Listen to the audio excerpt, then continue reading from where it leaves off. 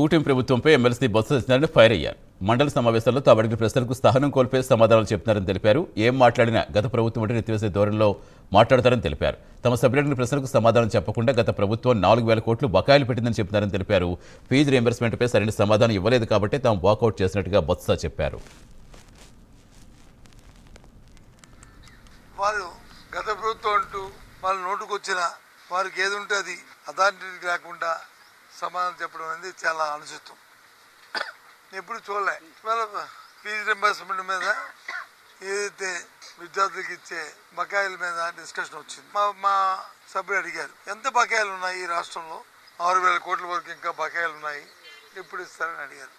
వాళ్ళు దానికి సమాధానం చెప్తూ గత ప్రభుత్వంలో 4,000 కోట్లు ఉన్నాయని చెప్తున్నారు. అది ఎంత సత్యదూరం, ఎంత వాస్తవ విరుద్ధం. మేము లేచి, నేను గతంలో విద్యాశాఖ మంత్రిగా పనిచేశాను.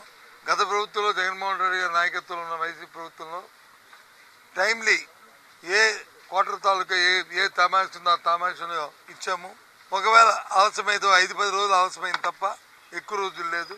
వాస్తవాలు ఏంటో మీ ముందే అధికారులను అడుగుదాం, అప్పుడు వాస్తవాలు నిజాలేటో ప్రజలు తెలుస్తుంది అని చెప్తే తిరిగి మా మీద దాడి చేస్తారు, గట్టి మాట్లాడుతున్నారు, వాస్తవ విరుద్ధం అంటారు, ఏదేదో చెప్తారు.